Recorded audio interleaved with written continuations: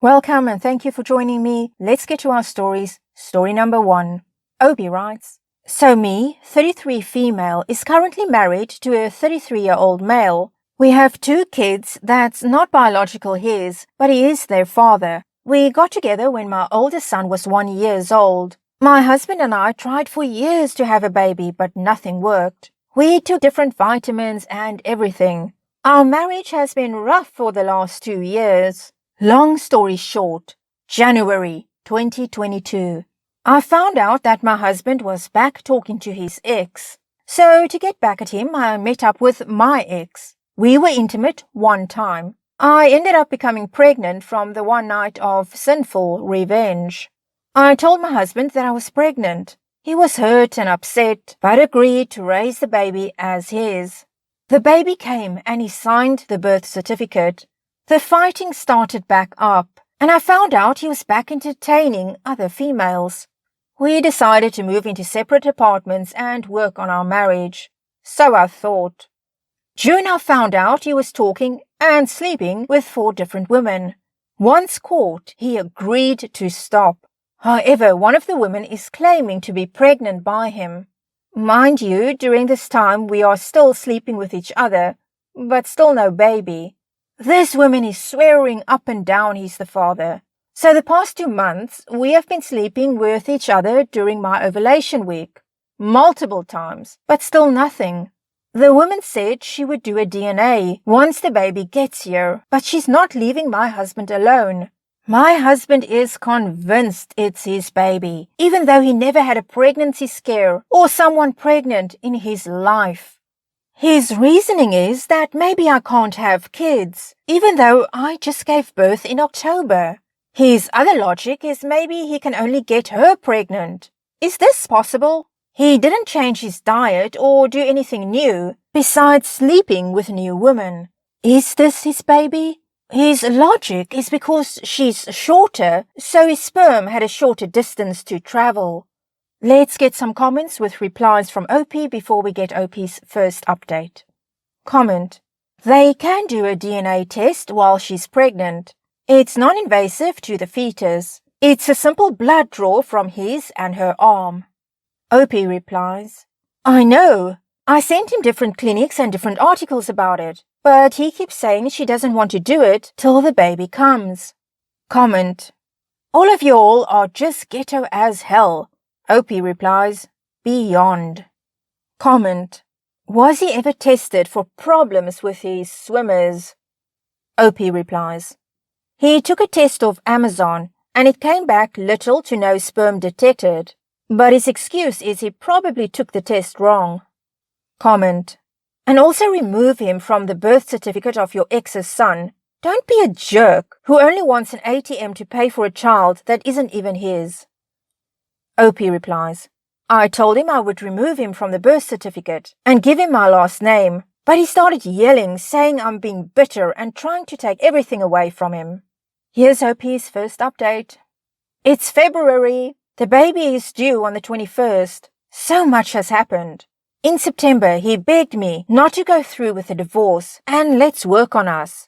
Once the pregnant woman found out, she blocked him and decided to make it work with the guy she lives with. At this time, she claimed she started back sleeping with her husband because she didn't want to have a C-section. She had 2 C-sections already. Fast forward to November. She decided to move to Arizona because my husband was trying to win me back. So I thought.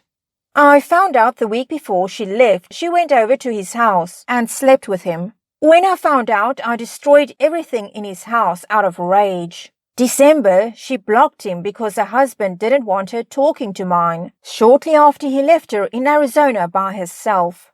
January, she came back to Chicago for a funeral. She blew my husband's phone up and sent delusional texts saying he's a bad father because he doesn't want to spend time with his daughter. Yes, the bee is still pregnant. Once she found out that he wasn't responding because he was at my house with the boys, he still comes on his off days to spend it with the boys.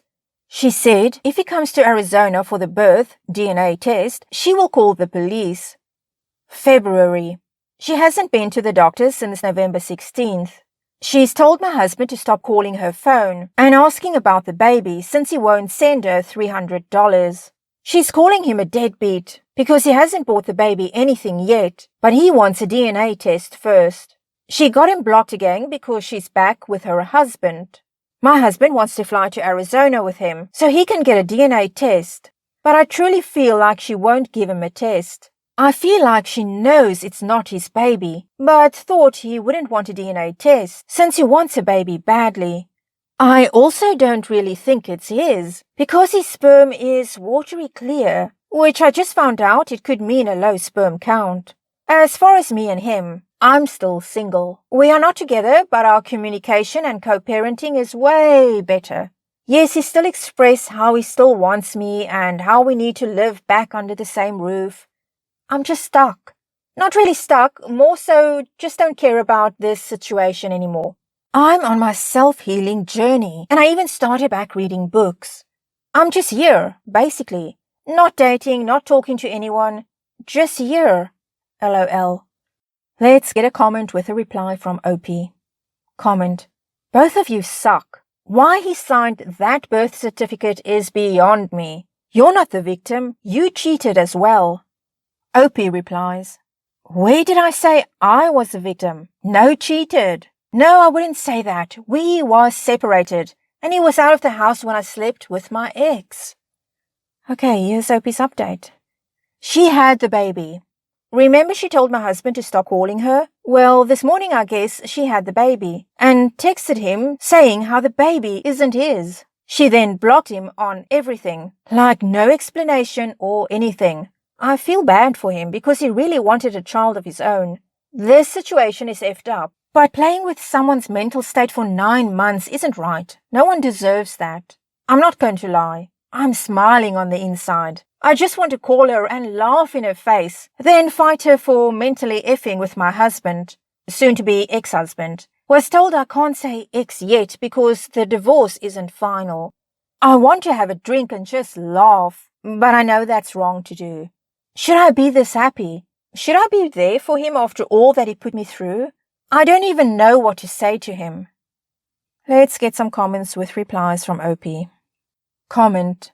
How does she know the baby isn't his? Maybe her husband's back in the picture and she's messing him around again? Or is there a difference in race between your husband and hers that makes it obvious he can't be the father? I would still try to get that baby tested because she might come back again singing a different tune later.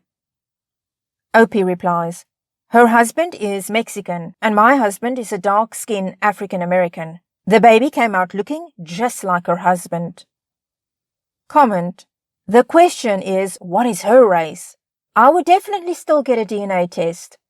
OP replies, Mexican. Comment. Both of your lives are dumpster fires. You and your soon-to-be ex deserve each other. Please stay together so both of you stay out of the dating pool. This is for the greater good of humanity. Someone else comments to the comment, thank you. OP thinks she is so much better than the affair partner. Meanwhile, sleeps around and keeps dumping on husband kids that he didn't even father. Like she didn't pop from one man to another while she was still pregnant. OP replies, I didn't. Me and my husband wasn't intimate when I was pregnant because I was on bed rest majority of my pregnancy. He didn't come into my son's life till he was 2. Both he asked and begged to step up and be a father. Never once forced him or anyone. Never once did I lie about a baby being his, knowing damn well it wasn't. So, yeah, please talk what you know and not what you assume. Comment. What the F is wrong with all of you? OP replies, I have no clue. OP, I agree with a lot of the comments, and that is that your soon-to-be ex-husband really should go and get a DNA test regardless. Yes, it seems very unlikely that this is his child, but it's better to know for sure. To have it in black and white, yes or no, is he the father, isn't he the father? Because I'm sure he doesn't want to go through life having that in the back of his mind the whole time. Was that my kid? Is that my kid or isn't it? So I guess encourage him to insist on a DNA test. But it certainly is strange how this woman just suddenly told him, no, it's not your child, and she cut contact and all of that. She didn't want a DNA test, but the whole time she was asking for money. This whole thing is just very suspicious. On to story number 2. Opie writes, so I have an ex-girlfriend who, after years, is now begging for me to take her back. We started dating in college, and back then I was pretty awkward, but I did love her very much. I always went above and beyond for her as much as I could. Even as a broke college student, I would give her my last just to make her happy. I thought we would last forever, honestly. LOL. Well, long story short, she cheated on me and slept with an old friend of mine. The breakup messed me up pretty bad. So I put a pause on dating, and I found peace investing my time into other things like my tech career, hobbies, and other stuff like that. Now, years later, she's begging me to get back together after she cheated on me. She ran into me one day. She said that she wanted to catch up and told me how she regretted it all and regrets how everything happened. I laughed at this and told her to F off. I said that I was not interested in catching up and that I had to go. Well, now she's blowing up my Instagram and Facebook, sending me paragraphs about how I laughed at her love for me.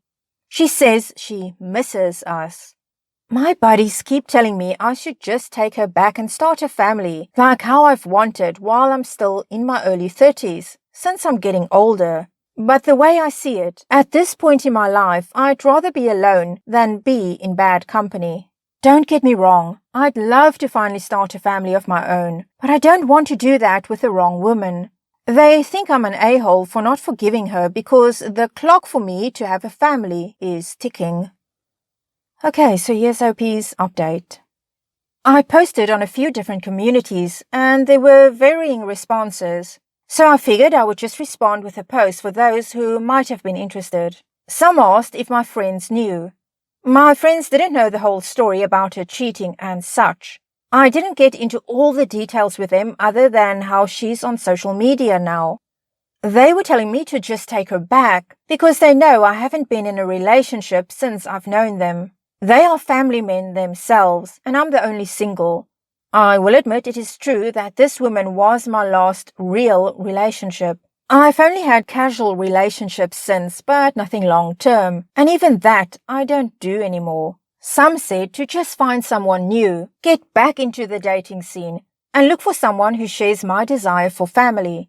I would try and put myself out there, but I wouldn't know where to start with finding a committed relationship and dating since it's been so long. I guess you could say I've gotten a bit complacent with being single, even though I do want a family.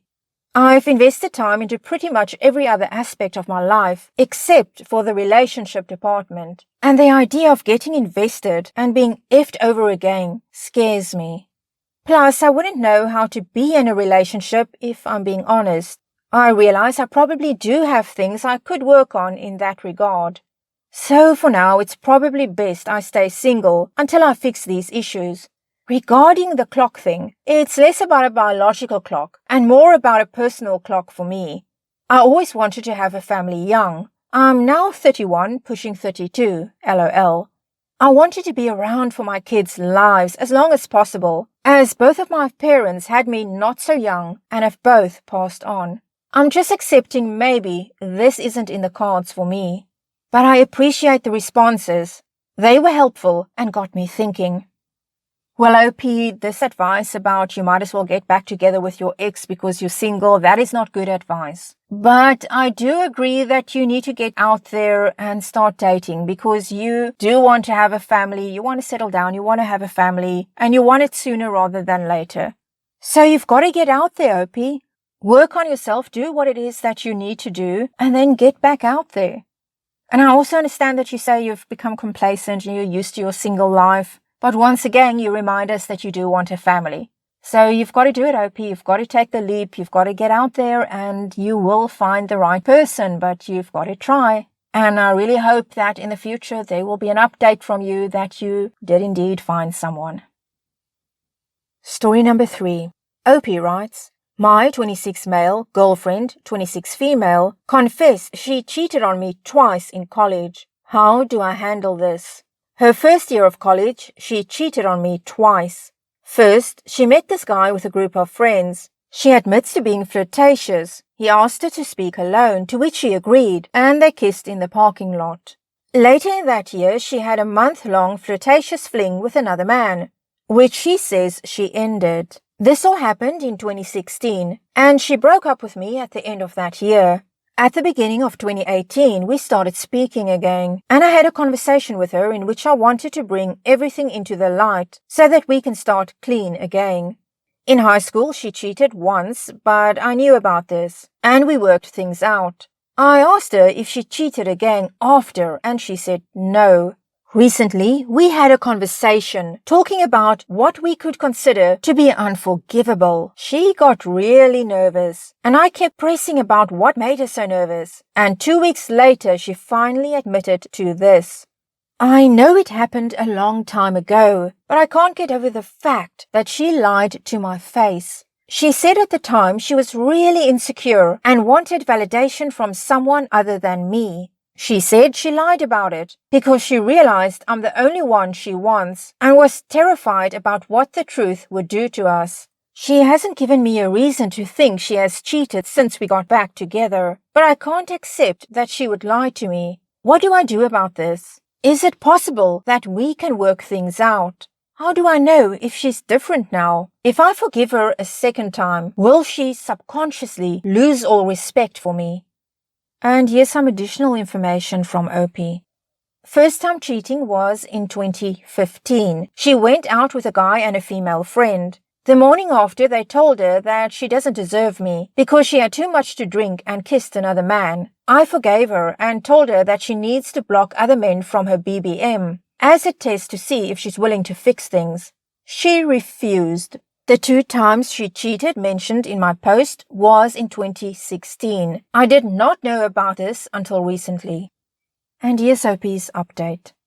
After taking some time to think about everything, I decided to end things between us. We spoke more about everything. She says she didn't do more than what she already said. I tried reaching out to her friends, and they said that they can't be sure, but asked me to give her the benefit of the doubt, as we were all once immature kids, influenced by our surroundings. The men she had these encounters with were older, and she said she was weak in those moments because they were of a higher status. She found them very attractive, and they were out of her league. She always had hope of having her moment where the jock chooses the one outcast girl out of everyone else, like in the movies she grew up watching. Well, Opie, once again, this is one of those stories where how many times are you going to stay with somebody that's cheated on you? Okay, you just found out about this recently, I understand that. So this was new news to you that you had to deal with. And breaking up with her obviously was the right thing for you to do, Opie, because you are not comfortable being in a relationship with somebody that you cannot trust. But a lot of people will put up with that for years even, and sometimes for the rest of their lives. You did what was right for you, Opie, and what you know is right for you can never be wrong for you. So good luck to you, and I'm sure you're going to find somebody else. I know you're going to find somebody else that shares your views and that feels the same way about relationships as you do. So that's it for this edition of Wild Drama Stories. Thank you for being with me again. Please give it a thumbs up if you did enjoy it. Consider subscribing, leave me a comment, and I'm going to see you again next time. Bye.